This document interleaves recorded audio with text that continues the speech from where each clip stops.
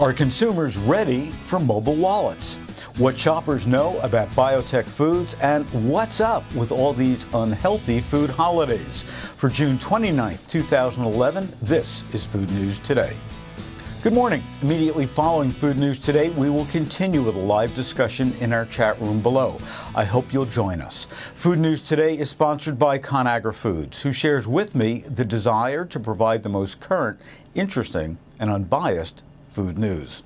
Later on in the broadcast, we're going to take a look at food holidays. And I've got to ask you, which one's your favorite? Type it in the chat room below, and we'll discuss it afterwards.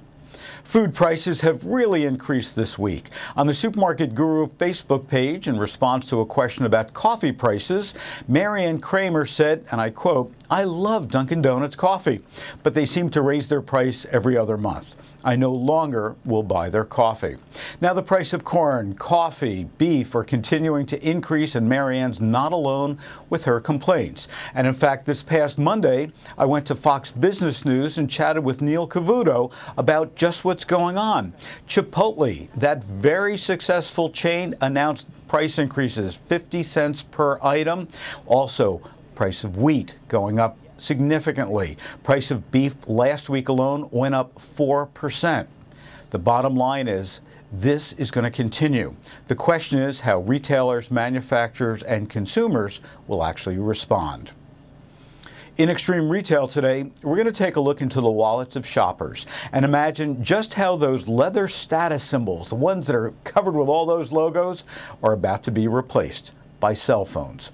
Most of us think nothing of having our paychecks deposited electronically in our bank accounts. So why are we so hesitant to pay our supermarkets electronically? There's much buzz these days about the Google Wallet and NFC payments. NFC stands for Near Field Communication, by the way. Back a few years ago, it was all about pay by touch, using fingerprints to pay instead of using a credit card.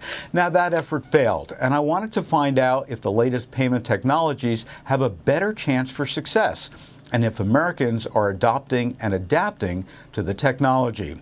We head via Skype to chat with Andrew Eisner, the Director of Community and Content for Retrievo, one of the largest consumer electronic review and shopping sites in the world, to discuss their latest Pulse Report, an ongoing study of tech industry trends. This online study of over 1,000 individuals takes a look at electronic payments. So, Andrew, thanks so much for being here today. Lots of discussion about mobile wallets. Your company, Retrievo, is leading the pack. Tell us a little bit about the mobile wallet technology and your company. Sure. Well, Retrievo is a website that specializes in consumer electronics and providing information about all the latest gadgets and gizmos. And of course, smartphones are a big part of that.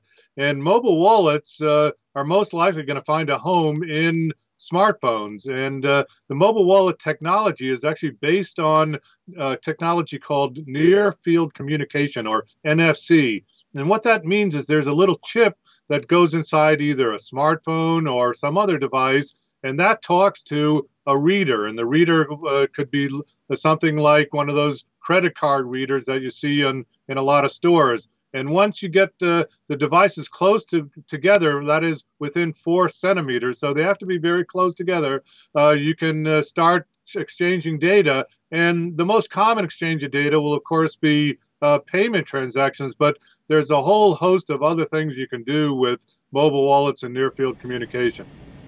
Now, are supermarkets implementing similar technologies to personalize coupons, to keep track of purchases? And how do you think we can get more people interested in considering this kind of technology? From the surveys that I've seen, only about 25% of people are saying that they're likely to buy things with a mobile wallet. Yeah, you know, there are going to be a lot of obstacles to overcome, and everybody who's promoting mobile wallets is going to have their work cut out for them, because our survey found that over 70% of consumers right now either don't think they need it or don't know anything about it. And it seems like a lot of people, I think, are going to be concerned about security and privacy, because once you start passing around information about what you're buying, and people might be concerned that, you know, they're going to be able to get fraudulent charges on their mobile wallets. But once that's overcome, and I think the merchants will have to do some work to reassure the consumers. But there's a whole lot of other things that mobile wallets can do to make mobile wallets attractive, and that involves personalizing information. Now, just pretend you're walking down an aisle of a supermarket, and there's a tag on every item, and all you do is you tap your smartphone or get it close or wave it over this little tag, and all of a sudden you're given, information about that product, whether it's a recipe to use that product or whether it's a coupon to help buy that product. But walking down the aisles could be a whole new experience for consumers. So it appears to me that this is a new technology that really combines QR codes, that combines the internet, and brings it all together in the palm of our hands. Am I right? That's right. And so I think you have to think beyond the credit card transaction. Now, a lot of stores already have, in fact, MasterCard has a credit card with an RFID chip built in. It's called PayPass, and you can use that at stores like Whole Foods, and you don't have to take the credit card out of your wallet. But the mobile wallet can replace an awful lot of other things that are normally in your wallet. So that could be a bus pass, or it could be a library card, or you could carry around coupons. And so I think when consumers discover that, all the conveniences of they're going to get and all the immediate information they're going to get, I think they're going to start to warm up to mobile wallets. Well, Andrew, one question. You mentioned the MasterCard RFID chip. I remember it's probably now 15 years ago, if not even longer, that Mobile put in their Speed Pass. It was on a little keychain with a chip in there, but it didn't take off. What are the stumbling blocks to very simple technologies like that?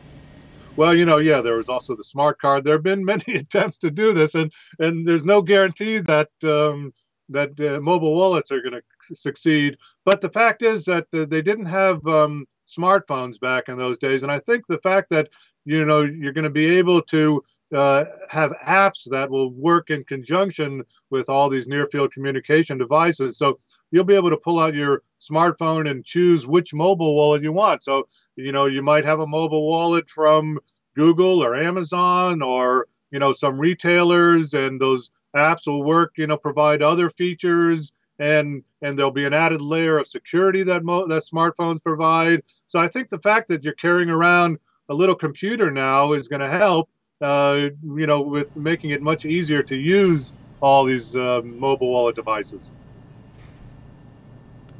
Thanks, Andrew. I can't wait until we have mobile payments. In consumer research, we continue on our technology discussion, but this time it's all about the technology being used to produce our foods. The latest IFIC food technology study finds that shoppers support biotech in making our planet more sustainable. According to a study by the International Food Information Council Foundation, consumer support is strongest for biotech when considering benefits that resonate, such as environmental and sustainability.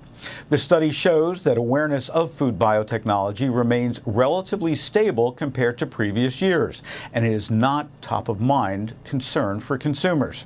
77% of consumers said they would be likely to purchase foods produced through biotechnology for their ability to reduce pesticide use.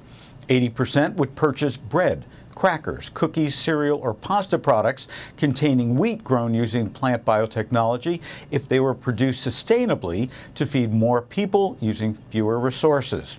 When asked to rank aspects of sustainable crop production in order of importance, consumers' top three choices are sustainable methods that help grow more food on less land, reducing the amount of pesticides needed to produce food, and produce plants that use water more efficiently. Overall health benefits also contributed towards improving consumer perceptions about food technology. Now, the majority of consumers are somewhat or very likely to purchase produce modified by biotechnology in order to provide more healthful fats like omega-3s, avoiding trans fat, or making them taste better or fresher.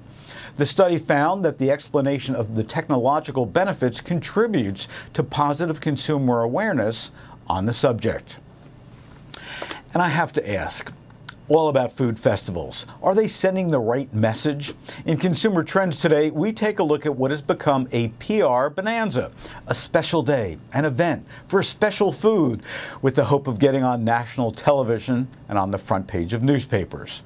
Now, whether it's National Hot Dog Day or Pickle Day, there's a food festival for every taste. Perhaps it's a celebration, but more often than not, it becomes little more than a PR stunt. If you were to celebrate every food holiday, the plate of the dietary guidelines wouldn't do you any good. Now, if I can ask you, what were you doing last Saturday and Sunday? I can just imagine that you were rejoicing and celebrating National Strawberry Parfait Day and National Chocolate Pudding Day. The majority of these food holidays are not setting people on track for healthy eating. I suggest that food holidays should be about promoting the seasonal fruits and vegetables and educating Americans on the benefits of healthy eating and making it more fun. Do we really need any more excuses to satisfy our sweet tooth? And by the way, I'm sure you know this, and it's on your calendar. Today is National Almond Butter Crunch Day. Now, how are Americans supposed to react to that when many nutritionists wouldn't even consider the combination of food, just empty calories and nutrient poor? Now, just a few of the 40 holidays celebrated this past month of June, including National Applesauce Day, National Black Cow Day. Now, that's not about cows. It's actually a root beer float. And National Indian Pudding Day. Now, if you feel like you've missed out this month on all the celebrations, don't worry. Tomorrow is National Ice Cream Soda Day. Now, that's different than the Root Beer Float Day. I can't wait to see what July brings. Let's take all this effort and all this money and redirect it to celebrating the foods that are actually good for us. And just maybe limit them to just one a month so that someone will actually care. Let's head to our chat and see what, if anything, Joe H. or KB or Tony K. or anybody has to say about what is their food holiday.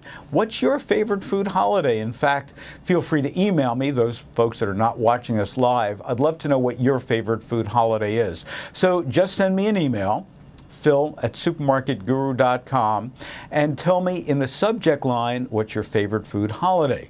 And then just briefly, a sentence or two below, tell me why it's your favorite food holiday. And next week what we'll do is we'll highlight those, pick the best one, and give them a Supermarket Guru gift bag. That's a canvas tote bag. It's a copy of our Food Sense DVD. It's a copy of some of my books, and we'll even throw in some really cool foods. Seeing that we've got no questions today for Food News Today, I'm Phil Lempert. Thanks for joining us. If you have a colleague in retailing, the media, or a blogger who would also like to receive our advance email dictating what the stories are, please ask them to visit us at foodnewstoday.com to sign up. Next week's stories will be in your Tuesday email. Have a great food week.